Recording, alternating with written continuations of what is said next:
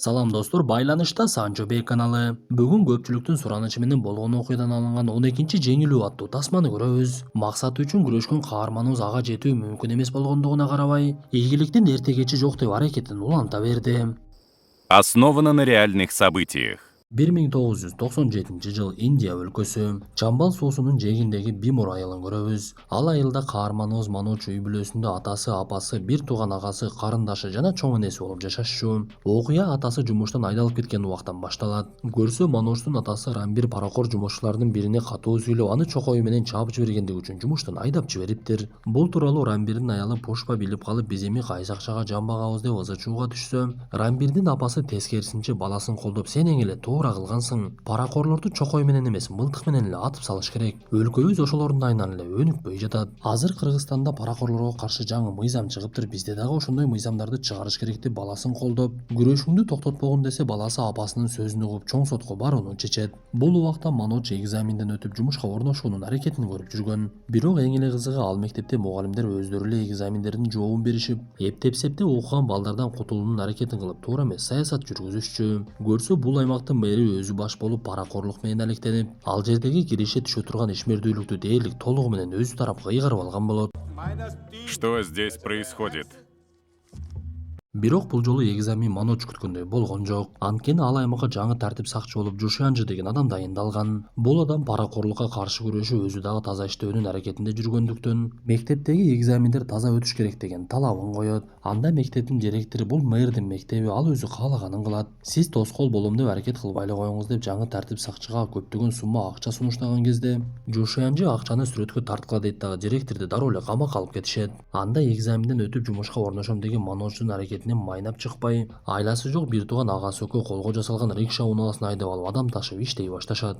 Бирок алардын бул ишинде дагы тоскоолдук боло баштайт. Анткени мэрге тиешелүү автобуста адамдар аз болгондуктан тартип сакчылар келип токтотуп, силер адам ташып иштебегиле, мэрдин автобусу толбой калдат деп каармандарыбызды камап салат. Анда бир туугандар ызы чууга түшө баштаса, тартип сакчылардын бири Маночту кой берет дагы. Сен эртең мененке чейин агаңды куткарбасаң, мен аны атып салам деп чыгарып жиберет. Анда Маноч буга чейин мектепке келген тартип сакчылардын башчысы Душянжыны эстеп, анын үйүнө барып ызы чууга түшүп, сиз мектепке келип өзүңүздүн аябай адилеттүүлүгүңүздү көрсөттүңүз эле. Кана чында ушундай адилеттүү болсоңуз, менин бир тууган агамды куткарып бериңиз. Мен сиздин айыңыздан экзаменден дагы өтпөй калдым, эми бир тууган агамдан да айрыла турган болуп жатам. Чындап чынчыл болсоңуз мага жардам бериңиз десе, Душянжы чыгып эле маселени толугу менен айт деп айтат. Анда Маноч айтып берсе, Душянжы аны менен чогуу тартип сакчылардын кеңсесине келип, кол астындагы жумушчуларынан эмне болду деп сураса, алар бул убакта даярданып алышыптыр. Бирөөсү калп эле бутун чүпүрөк менен ороп, булар менин бутумду тебелеп кетти деп айыпташып, бирок Душянжы ал нерселердин бардыгы калп экендигин дароо эле билет. Ошондуктан бир туугандарды кой берип жиберет дагы, унаасына салып алып үйгөнүгө жеткирип коеюн деп алып жөнөп, Маночко суроо салып, сен арык көрүнгөндүгүң менен эр жүрөктүүлүгүң бар экен, сенден жакшы адам чыккыдай десе, каарманыбыз ага жооп берип, биздин атабыз өтө мыкты адам, мен бирок чындыкка көп деле ишенбей калган элем. Бирок сизди көрүп, чындыктын колунда бийлик болсо, ал жакшы нерсеге алып баргыдай экендигине ынандым. Бүгүндөн баштап менин максатым бар, мен дагы сизге окшоп тартип сакчы болгум келди. Ал нерсеге кантип жетсем болот десе, Жушянжы ага жооп берип, сен калпычылыкты жана кыйтырлыкты токтотушуң керек деп айтат. Ушул окуядан кийин бул кыска эле болгон эки ооз сөз каарманыбызга катуу таасир этип, ал сабагын жакшы окуй баштап,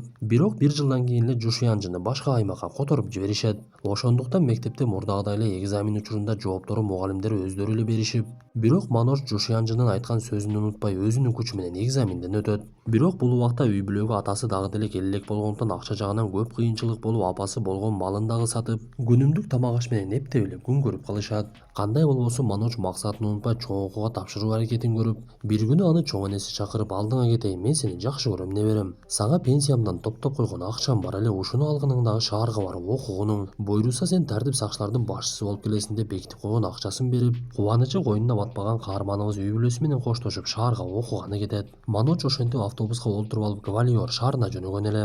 Автобуста Маноч кичинекей наристесин көтөргөн аялдын жанында олтурган. Бир заматта эле уктап кеткен каарманыбыз ойгонсо Гвалиорго келип, элдин бардыгы автобустан түшө башташыптыр. Маноч ойгонуп эле баштыгын таппай, акчасынын бардыгы баштыгында экендигин эстеп, эмне кылышын билбей, айдоочудан сураса, баштыкты сенин жанында олтурган аял алып кеткен. Ал баштыкты өзүмдүкү деп айтты эле, бир саат мурда эле Баруа деген жерден түшүп калган деп айтат. Ошентип окуймун деп келген каарманыбыз бир заматта эле бейтааныш адамдардын арасында бейтааныш шаарда сел саякка айланды окшойт. Бирок ал үй бүлөмдүн үмүтүн аткарышым керек деп аркага кайтууну ойлонбой дароо эле окуу жайга келип, бул жерде тандоо качан башталат десе, окуу жайдын жумушчулары жаман кабарын берет. Көрсө мамлекет ал окуу жайды камсыздай албай калгандыктан жаап салыптыр. Дагы бир жолу кайгыга баткан Маноч курсагы такыр ачып, эмне кылышын билбей ал жердеги ашканалардын бирине келип, кожоюнунан суранып, сиз мага тамак берсеңиз, мен каалаган жумушуңузду аткара берейин. Чөнтөгүмдө бир тыйыным жок десе, кожоюн дароо эле тамак берип, сен окуу жайга келген студент окшойсуң, кийин акчаң болгондо бересиң, эч кандай жумуш кылбай эле кой деп айтат. Ошол маалда каарманыбыздын өтө бат тамак жеп атканын Пандай деген бала көрүп калып, Маноч менен таанышып, биз ушул жерде Пандай дагы Маноч келген окуу жайга келип, ишенич акталбай калгандыгын билебиз. Анда Пандай уюлдук аппарат менен сүйлөшүп жаткандыгынан анын байдын баласы экендигин түшүнүп, анан да ал жердегиден чоңураак окуу жайга тапшырыш үчүн Делиге бара жаткандыгын айтат. Муну уккан Маноч дароо эле убакыттан пайдаланайын деп, мени дагы ала кет деп суранып, мени башкысы Делиге жеткирип койсоң, ал жагын өзүм бир нерсе кылып аракет кыламын. Сенден сураныш десе, Пандай макулдугун берип, жада калса ал жердеги жеген тамагынын дагы акчасын төлөп коет.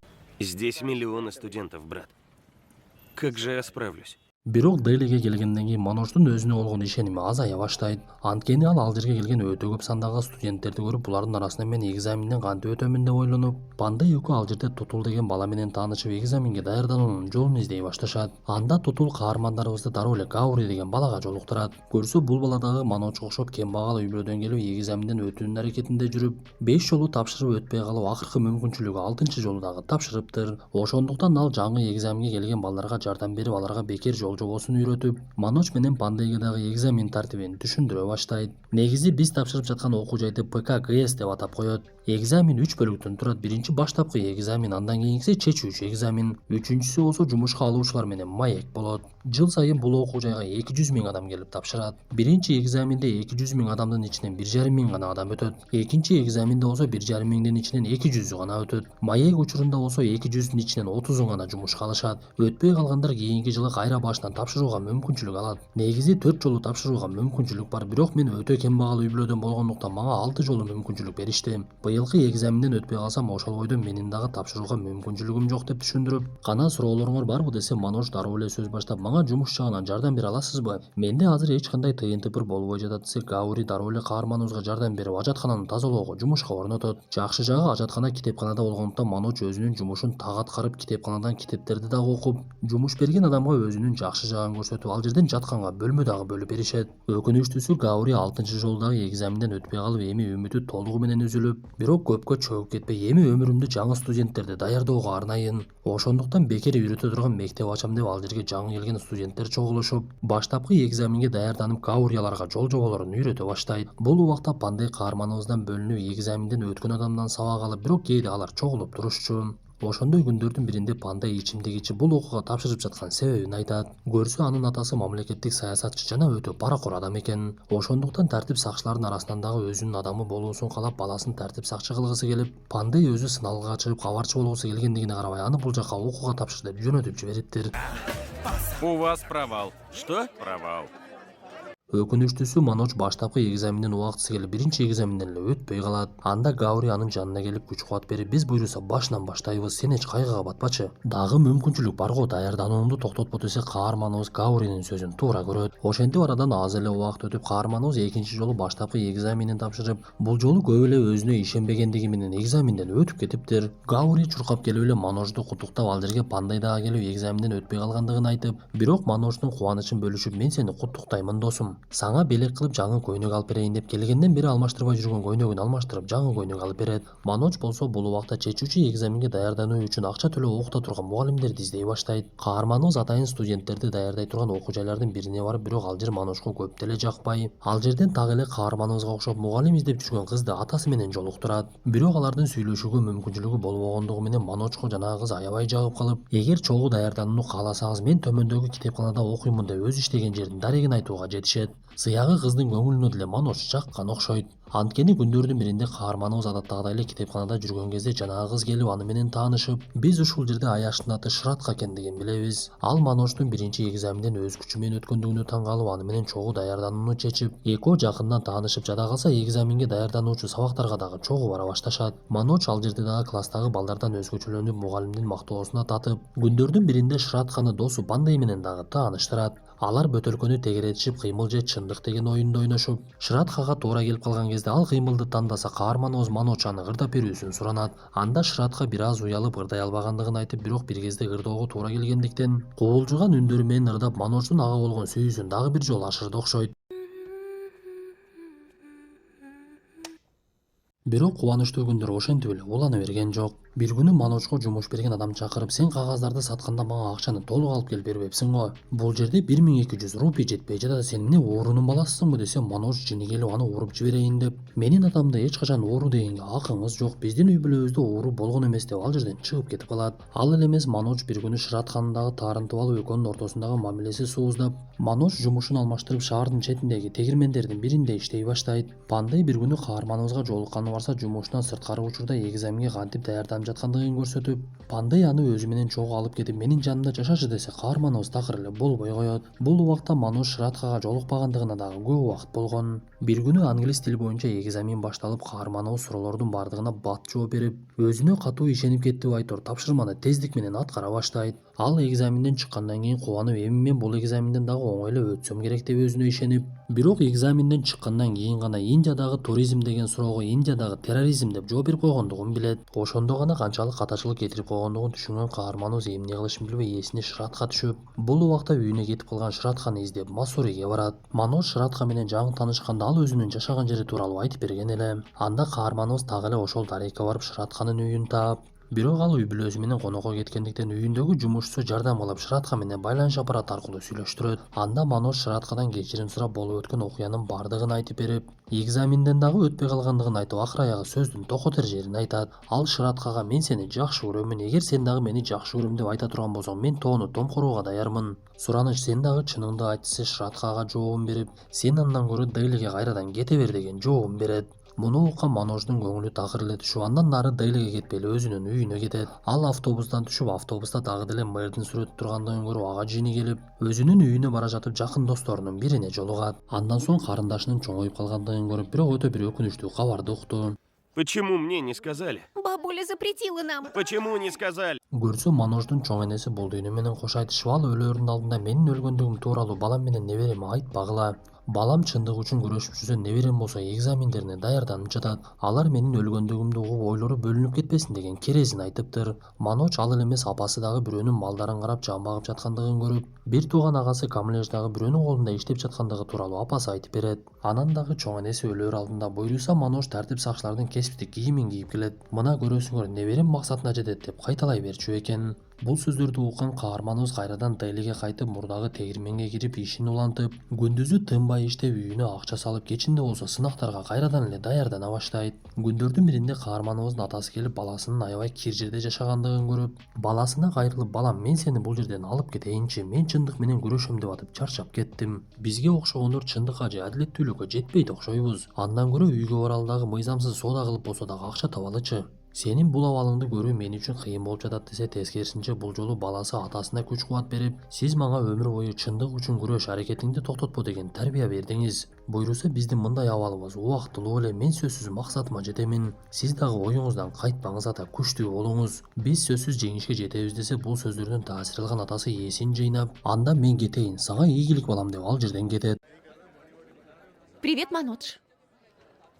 Привет. Күндөрдүн биринде сабак аяктап калган мезгилде Шыратка каарманыбыздын жанына келип, аны менен учурашып, андан кечирим сурап, мен сага катуу тийип койдум, мени кечирип койчу. Сен үйүмө келгендигиңди угуп, эмне кылышымды билбей калган элем. Ошондуктан туура эмес сүйлөп койдум окшойт десе, каарманыбыз тескерисинче Шыраткага ыраазычылык билдирип, сенин катуу сүйлөп койгонуң мага пайда эле берди. Мен көрсө үй бүлөмдүн жоопкерчилигин унутуп калган турбаймынбы? Азыр менин сүйүүгө убактым жок экен, сынакка даярданышым керек. Азырынча жолугушуп тура албайбыз, мени кечирип кой деп эле ал жерден кетип калат. Ошентип 3-жолку сынак башталып, Пандай бул жолу дагы өтө албай калып, каарманыбыз баштапкы сынактан оңой эле өтүп кетип, бирок андан кийин чечүүчү сынакка келгенде бул жолу дагы өтпөй калат. Бирок Маночтун кайгысы бул жолу көпкө узарган жок. Анткени анын жанына Шыратка келип, эгер сени жакшы көрөм деп айтсам, тоону томкором деп айтканың эсиңдеби? Мына бүгүн мен сага ошол сөздөрдү айтайын деп Маночко жакшы көргөндүгүн айтат. Я люблю тебя.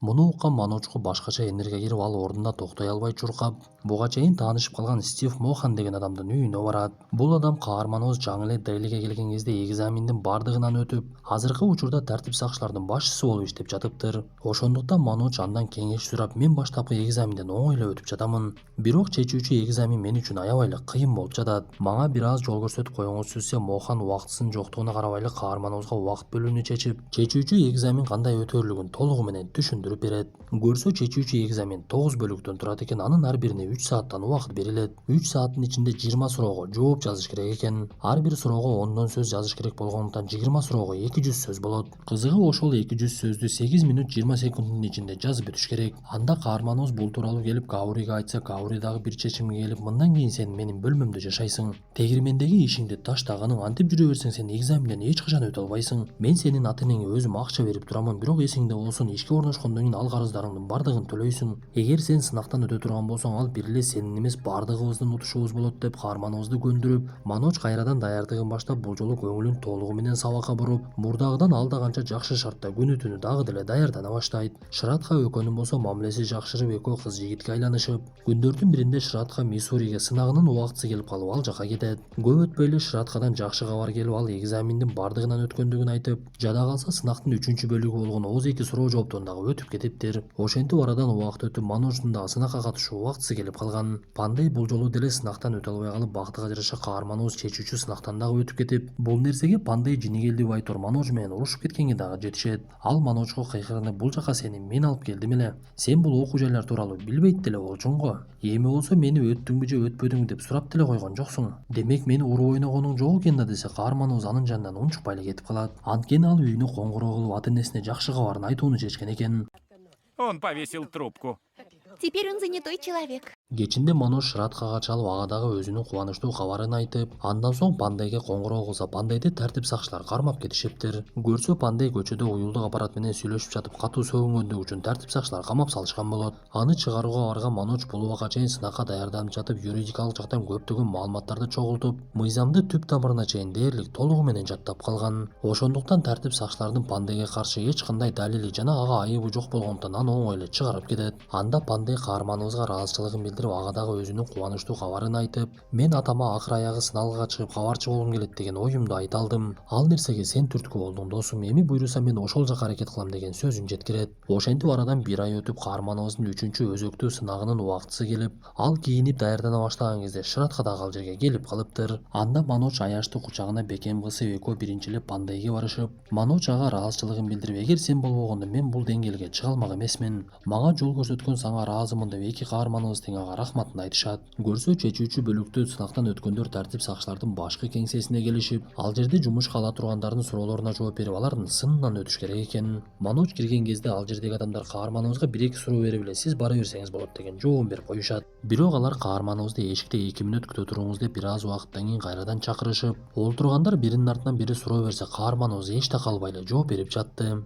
Көрсө бул жерде суроолор жумуш тууралуу эмес, каарманыбыздын максаты, анын ой тилеги жана эмне үчүн бул жумушка келип жаткандыгы тууралуу болот экен. Анда Маночтун башынан көп кыйынчылык өткөндүктөн анын ар бир жообу олуттуу болуп, суроо берип жаткандар канчалык кыйтырылыкка салып суроолорун ар түрдүү кылып беришпесин, каарманыбыздын жообу аларды ынандырып жатты. Анан да Маноч, мен Жушьянчы деген адамга жолукканга чейин максатсыз жашоо бул жакшы эле деп ойлойт элем. Бирок ал тартип сакчы бир сөзү менен менин жашоомду 180 градуска буруп салды. Мен ошондон кийин акыйкатка жетпей жүргөн адамдарга жардам берүүнү максат кылдым. Азыр болсо менин максатыма жетишиме акыркы мүмкүнчүлүгүм калды. Мен бирок күнгө окшоп бардыгына жарык бере албаймын. Жок дегенде жол чыракка окшоп кээ бир адамга жардам берейин деген үмүттөмүн десе, ал жердеги адамдар эми сиз бара берсеңиз болот деп айтышып, каарманыбыз чыгып бара жаткан кезде ал жердегилердин бирөөсү жөн эле убактыбызды алды деген сөзүн айтат. Муну угуп калган Маноч 1,5 айдан кийин жыйынтык чыгып, бирок ал жерге такыр келгиси келген жок. Анткени акыркы сөздү уккандан кийин өтпөсөм керек деген ишеничте болуп жаткан.